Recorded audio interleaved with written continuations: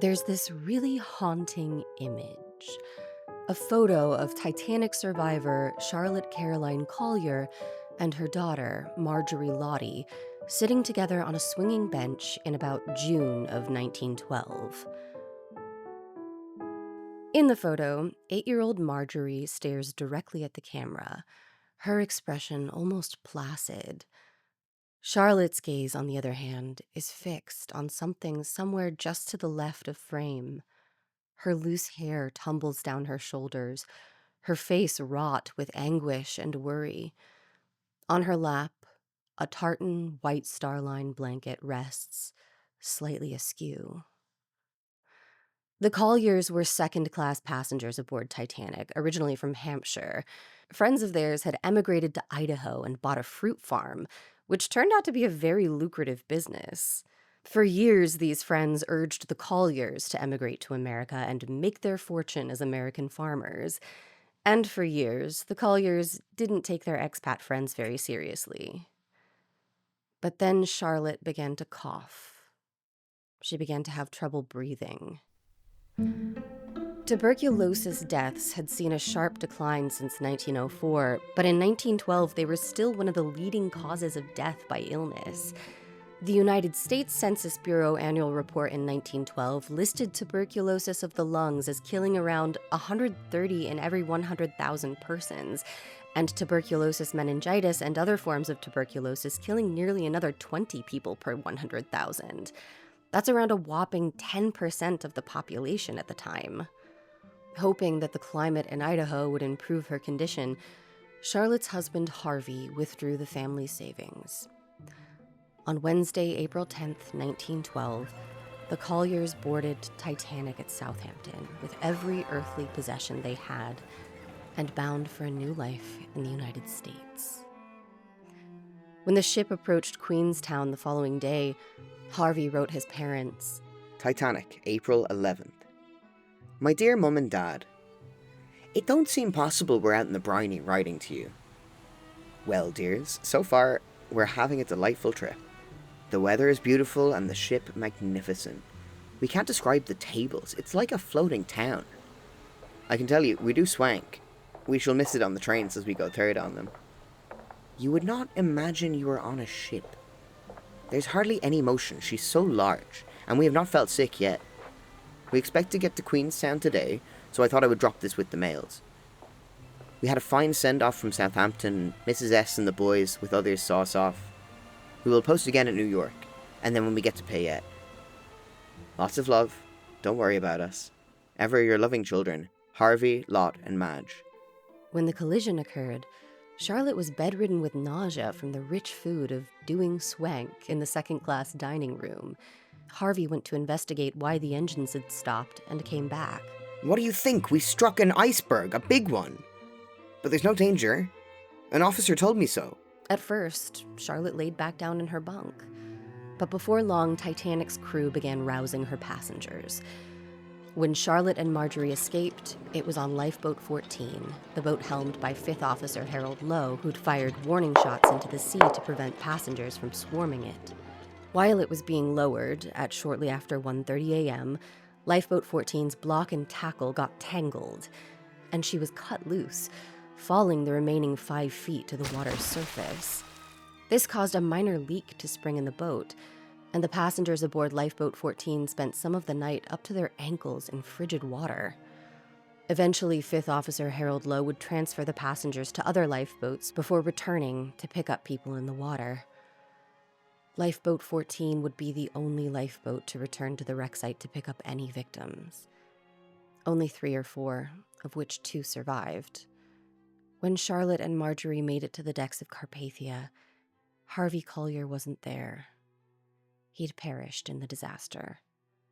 If his body was ever recovered, it has never been positively identified. Charlotte's anguish and guilt are palpable in the photo of her and Marjorie. The Colliers would never have been on the Titanic were it not for her ill health. In trying to save Charlotte, her husband had unknowingly doomed himself. On April 21st, Charlotte wrote her mother, "My dear mother-in-law, I don't know how to write you or what to say.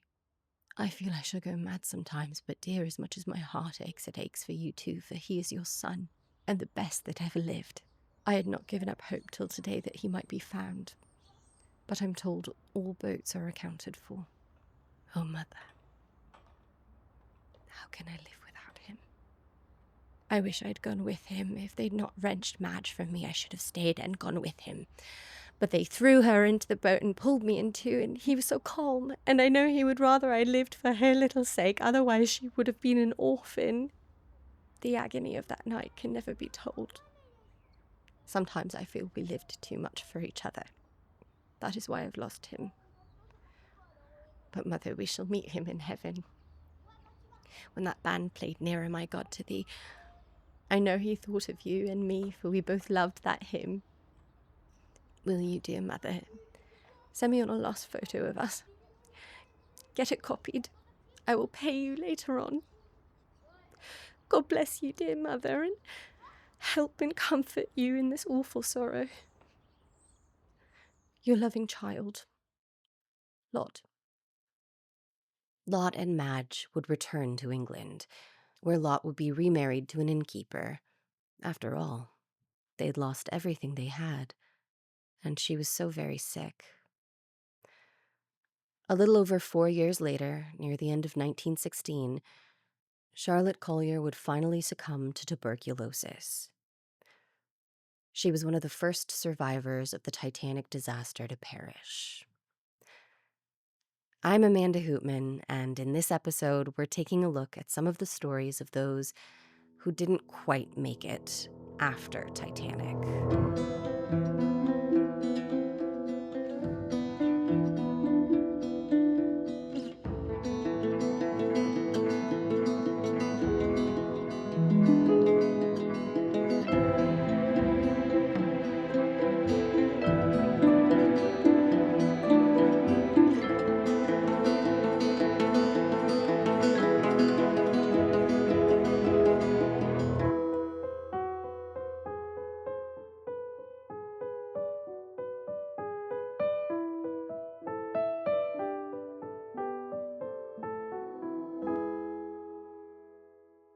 So one of the best resources I have for this podcast is the Encyclopedia Titanica, which is a crowdsourced encyclopedia, a wiki, so to speak, originally founded by Titanophile Philip Hind.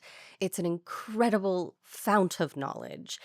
It's always best practice to cross-check some of the info from it because it is a wiki, but generally it seems pretty decent. The nerds contributing to this thing care about the quality of their research. And there's this really useful people database of Titanic's and Carpathia's passengers and crew and Californian's crew with links to pages with biographies and birth and death dates.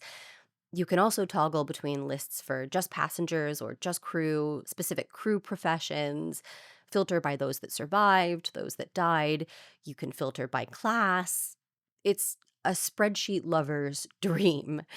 An interesting, if tragic, list in this database is the first survivors to die after the disaster. I feel like so many more people are interested in who the last living survivors were, but the list of the first survivors to die reveals so much, both about early 20th century society as a whole and how this traumatic event changed the trajectory of the survivors' lives. So, who was the first Titanic survivor to die? That tragic honor goes to little Miriam Nakid. Miriam was a Lebanese third-class passenger. She was only a year old when she boarded Titanic, and she was rescued on one of the last lifeboats to leave the ship, alongside her father and mother. In July of 1912, shortly after settling in Connecticut, Miriam contracted meningitis and died. She was buried in an unmarked grave. The second survivor to die, Eugenie Baclini, was likewise a Lebanese child who survived with her whole family, only to contract meningitis and pass away about a month after Miriam in August of 1912. Meningitis, a contagious disease resulting from the inflammation of tissues surrounding the brain and spinal cord, reached epidemic levels in the early 20th century. It's still a devastating illness today in many parts of Africa, and meningococcal diseases have been seeing a sharp increase in cases in the United States since 2021. The disease today is vaccine preventable, but untreated bacterial meningitis is incredibly lethal, and as far back as 1904, scientists began developing anti-meningitis serums to address the waves of meningitis outbreaks. The same year the Titanic sank, there was a massive meningitis outbreak in Texas. So, while it might seem a striking coincidence that these two immigrant children died so soon after the sinking of the same affliction, it was sadly not uncommon in the early 20th century. Two other Lebanese children who survived the Titanic, Mary and Michael Yusuf, actually contracted measles aboard Carpathia. Mary and Michael survived their brush with measles, but disease is a very common cause of death among the survivors. Miriam's father, Saeed, died of complications from tuberculosis almost exactly 10 years after Charlotte Collier.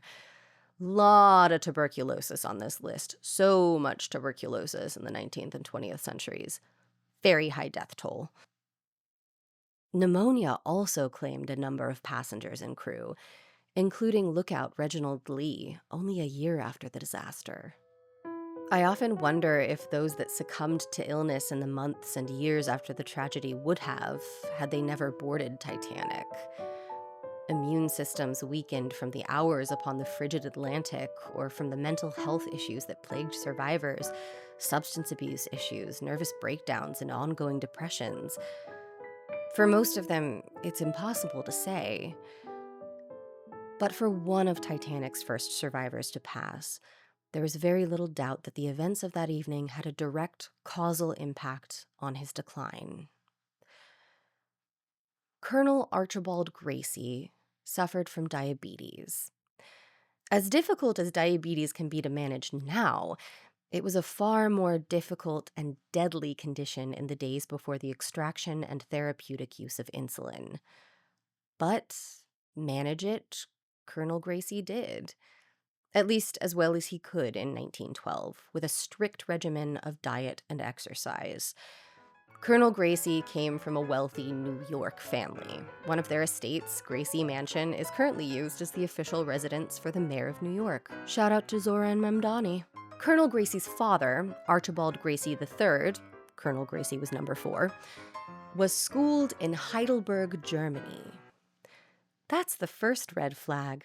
After returning home, he went to work for a cotton brokerage firm in Mobile, Alabama, in the 1850s. That's the second red flag. When Civil War broke out, Archibald Gracie III broke with his staunchly Unionist father, Archibald Gracie II, to go fight for the Confederacy. Our Colonel Gracie was only a very small child, while his father was being quickly promoted to Brigadier General. On December 1st, 1864, General Gracie's own 32nd birthday, his wife Josephine gave birth to their daughter, Adeline Gracie. General Gracie was meant to take leave to meet his daughter on December 3rd, but was killed by Union artillery fire on December 2nd. Colonel Gracie was 5 when his father died, so when, in 1911, he published a history of the Civil War Battle of Chickamauga that was perhaps a little too sympathetic to the Southerners, I do like to keep in mind that he did so as a son who grew up without a father, however complicated a man that father may have been. In 1912, to celebrate the publication of The Truth About Chickamauga, a book that took him about 7 years to research and write, then 53-year-old Colonel Gracie decided to take a trip to Europe. His return journey was booked aboard White Star Line's newest ship, the RMS Titanic. Because Gracie managed his diabetes with diet and exercise, he was one of the first-class passengers to take daily advantage of Titanic's heated pool and gym. On Titanic's last morning, he'd even arranged a game of squash with the ship's racket attendant. After retiring early that evening, he was awoken by the sound of the collision around 11:40. He assisted the officers with the entirety of the evacuation, even lending them his penknife as they attempted to saw through the ropes lashing the collapsible boats to the roof of the officers' quarters. Colonel Gracie was still trying to free collapsibles A and B when Titanic made her final plunge. He ended up making a dive as a huge wave washed over the boat deck and found his way to collapsible B, which was floating upside down. The story of Collapsible B is a whole podcast series in itself. About 30 people spent the night balancing on the overturned boat while Officer Lightoller ordered them to lean this way or that way, with someone dying of exposure and being pushed overboard every few minutes. In all, around 22 confirmed survivors lasted the night on Collapsible B, including Charles Lightoller, Harold Bride, and Colonel Gracie. But Colonel Gracie never recovered from the hours submerged in the freezing Atlantic, or the injuries he'd sustained that night. His health, already so precarious, took a sudden decline following the sinking. Perhaps knowing how little time he had left, he set to work writing one of the first published accounts of that night, The Truth About the Titanic.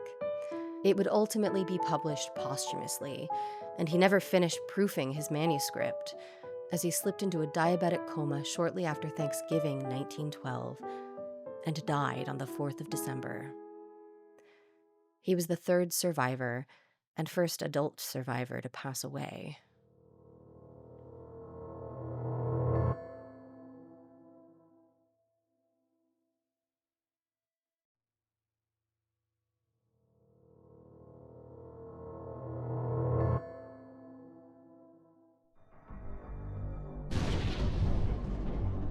I got this feeling. This weird feeling. How you doing? Something about looking at this list can make you feel like the Final Destination movie curse is real. Mary Youssef, the little girl who survived Titanic only to contract measles aboard Carpathia and survive that illness, ended up nonetheless dying in a freak crib fire 2 years later. The Youssef family were from Detroit. Mary, with her brother Michael and mother Katrine, had returned to their mother's home country of Syria, modern-day Lebanon, to visit family, and were on the Titanic returning back home to America. After surviving the disaster and a brief period of hospitalization in New York, the Youssefs returned to their home above a grocer's in Detroit, Michigan. For whatever reason, on Sunday, March 22nd, 1914, the family left little Mary asleep in her crib when they went to church that morning. Not long after, the grocer, Michael Toney, heard Mary's screams. He rushed upstairs to the Youssef's apartment and forced his way inside to find Mary standing helplessly in the middle of the room, completely alight. Tony beat the flames off of Mary and carried her downstairs, where he called for an ambulance. She died 2 days later in St. Mary's Hospital from her injuries. On that exact same day, March 22nd, 1914, surviving Titanic fireman William Henry Taylor was involved in a freak accident on Southampton's docks. He was dismantling a dockside holding pen for animals when he was suddenly crushed by a post weighing about a ton and killed. Another survivor, Eliza Hawking, got into a car accident on the evening of April 14th, 1914, and died of her injuries early the next morning, on the second anniversary of the disaster. Again, if you're feeling in a superstitious way, it can make you believe the Final Destination curse is real. Other shipwrecks and accidents at sea are the cause of death for some of these first Titanic survivors to die, which really, truly sucks, but honestly isn't that surprising. If your career is on the sea, you're probably going to get injured or killed on the sea. Titanic greaser Frederick William Scott was working as a crew member aboard the SS La Marguerite en route from Dover to Southampton when her boiler exploded. According to contemporary reports, 3 men were killed instantly from the scalding water and shock, while a 4th survived, scalded from head to toe for about 5 hours before dying. Scott was one of the 4 men killed. It's unclear which. Archie Jewell was a lookout aboard Titanic, although not on duty at the time of the collision with the iceberg, and survived the sinking of her sister ship, HMHS Britannic. Ultimately, his luck would run out when working as an able seaman aboard SS Donegal during World War I. It was torpedoed by a German submarine off the coast of France. Jules' body was never recovered.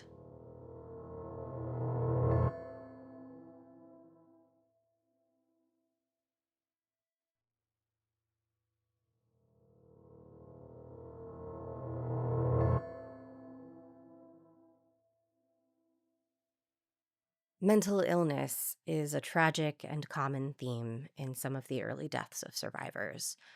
Suicides and other deaths of despair can never be attributed to a single cause, and in almost every case, there seems to be other things going on in the background. Nonetheless, it always bothers me that in tallying the victims of an event like this, we stop short of including the people who lived through the night in question, but whose lives were inarguably cut short by what they experienced. The survivors who didn't. In the first episode of this podcast, I compared Titanic's cultural impact to 9/11. We count the 3,000 who died on September 11th, 2001 as the victims, but not those that died by suicide because of their extreme PTSD or grief after the event, or even those that died from cancer after inhaling air poisoned with particles of disintegrated buildings and human remains. It doesn't sit right with me. We count the 1,500 who died on the night of April 14th to April 15th, 1912 as the victims of the Titanic disaster, but not Annie Robinson, who was so disturbed by her experience of surviving the sinking that when another ship she was on, the Devonian, entered a thick fog in October of 1914, she became panicked and leapt from the deck to her death. Not Frederick Fleet, the lookout who'd spotted the iceberg and telephoned the infamous words, "Iceberg right ahead." Fleet carried an enormous weight with him his entire life. He was haunted by memories of the slow advance of that black thing, the iceberg, for many years. He struggled to sleep at night, eventually seeking out the help of a doctor. He was questioned extensively at both the American and British inquiries into the sinking, and while he was not directly blamed by either inquiry, he shouldered a terrible personal public burden. Had he only spotted that iceberg a fraction of a second earlier? He left White Star Line in August of 1912. The surviving officers and crew of Titanic were a source of some embarrassment for the White Star Line, and the company was pretty crummy to the Titanic survivors that continued working for them. For the next 2.5 decades, Fleet sailed with the Union Castle Line before returning ashore to work as a shipbuilder for Harland and Wolff, the same shipbuilding company that built Titanic. He served in both World Wars and also worked for a time as a newspaperman in semi-retirement. In the final years of his life, Fleet experienced financial difficulties, and in 1964, Fleet's wife passed away, and his brother-in-law evicted him from his home. Again, these things can never be attributed to a single cause. His body was discovered hanging in the garden and buried in a pauper's grave. In 1993, the Titanic Historical Society paid for a headstone to be erected for Frederick Fleet.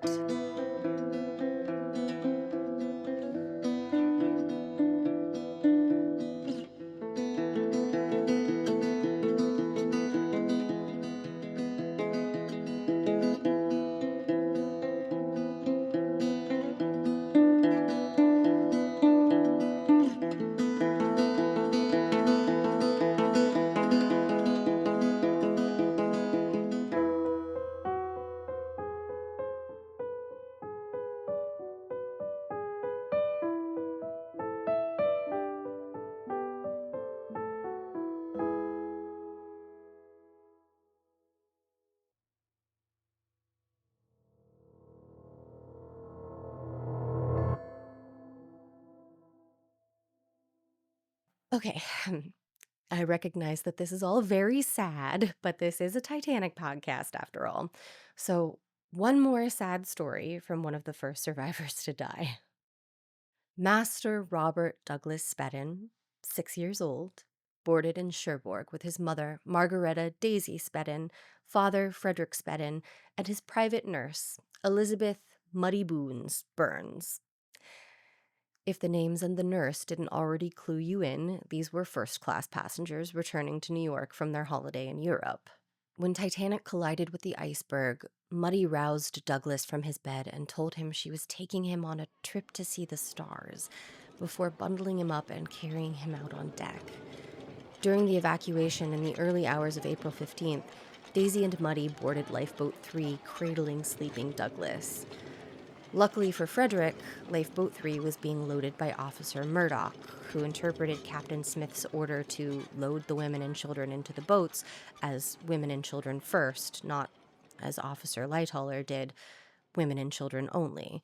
So, when all the nearby women and children were safely loaded, Frederick was permitted to board Lifeboat 3, and the entire Speden clan was saved.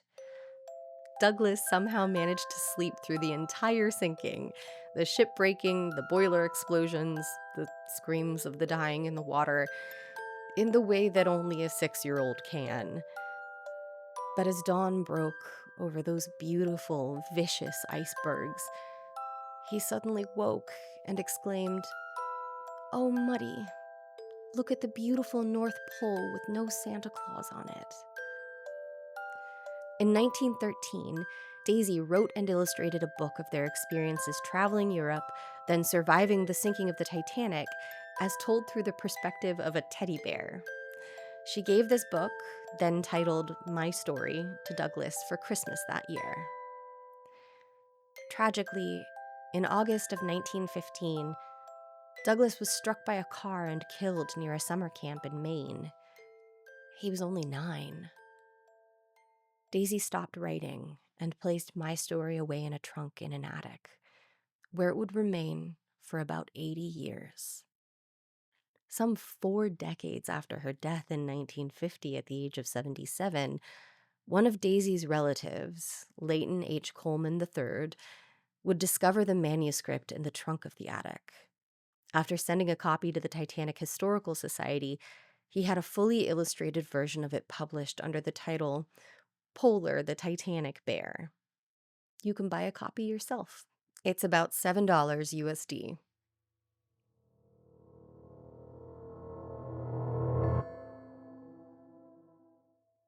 This episode may have been about the Titanic survivors whose lives were ultimately cut short by the sinking, but there were a couple survivors who, cat-like, endured many more disasters and atrocities and came out nearly unscathed.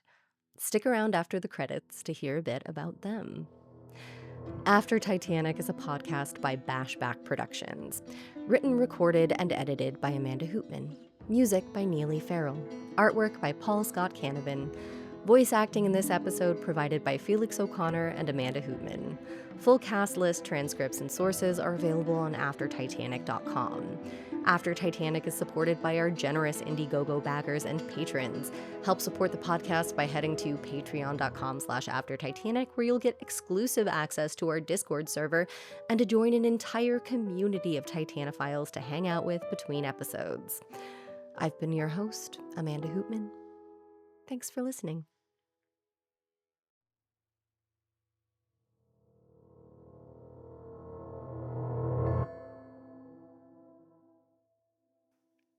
Stewardess Violet Jessup was also aboard Titanic's elder sister Olympic when it collided with HMS Hawke in 1911.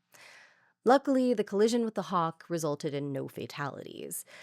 Jessup went on to work as a stewardess on Titanic and as a nurse aboard the youngest of the Olympic-class liners, HMHS Britannic. During the evacuation from Titanic, as she was being loaded onto Lifeboat 16, one of the ship's officers handed Jessup a baby to take care of. Once they were rescued by Carpathia, a woman, presumably the baby's mother, snatched the baby from her without even saying thank you. During the First World War, Jessup served as a nurse with the British Red Cross aboard Britannic when she was struck by a mine and sunk in the Aegean Sea, and Jessup sustained a serious head injury when she literally had to leap to safety into the water and was sucked below the ship's keel. Jessup lived to the ripe old age of 83 and retired to live alone in a 16th century thatched cottage where she lived out her latter years tending her garden and her chickens, which is kind of the dream, if I'm being honest.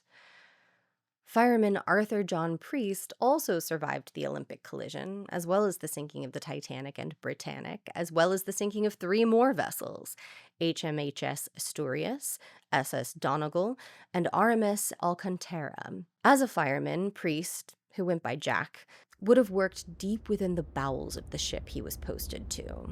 Only about half of Titanic's firemen and stokers survived, with many of them remaining below, keeping the lights and power of the ship running until the bitter end. After making it through service on 3 Olympic-class liners, Priest continued working as a stoker on steam-powered ships in the service throughout World War I.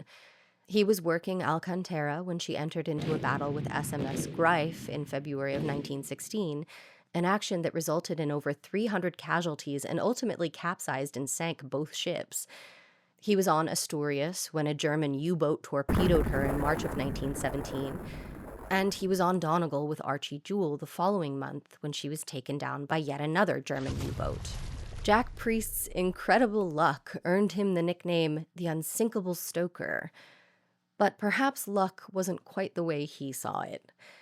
When he eventually retired from the sea, he claimed it was only because no one wished to sail with him.